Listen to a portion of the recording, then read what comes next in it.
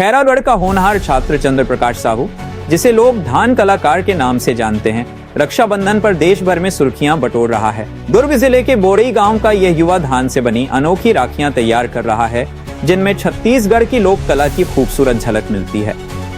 हाथ से बनाई गई इन राखियों की मांग दिल्ली, मुंबई, हैदराबाद से लेकर गुवाहाटी और कोलकाता तक हो रही है। चंद्र प्रकाश सिर्फ कला का प्रचार ही नहीं, बल्कि 500 से अधिक बच्चों को यह हुनर सिखाकर परंपरा और आत्मनिर्भरता की मिसाल पेश कर रहा है। यूनाइटेड न्यूज ऑफ एशिया के लिए खैरागढ़ से हेमंत पाल की खास रिपोर्ट।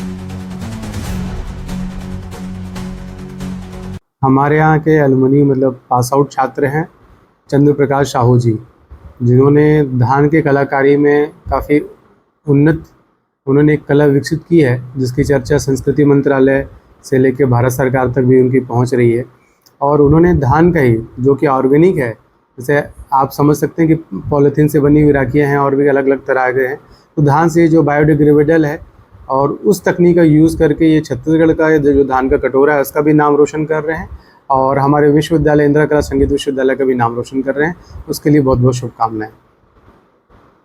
जोहार, नमस्कार। मेरा नाम चंद्र प्रकाश साहू है और मैं ग्राम बोरई दुर्ग जिले का रहने वाला हूँ। मैंने इंदिरा कला संगीत विश्वविद्यालय के लोक संगीत विभाग में साल 2022 में बीपीए और साल 2024 में एमपीए की पढ़ाई कंप्लीट किया है। मैंने अपने कलाकारी में धान को शामिल किया है और इस कलाकारी से पोर्ट्रेट, बैच, महिलाओं के लिए ज्वेलरी और राखी बनाया है। यह राखी मेरे द्वारा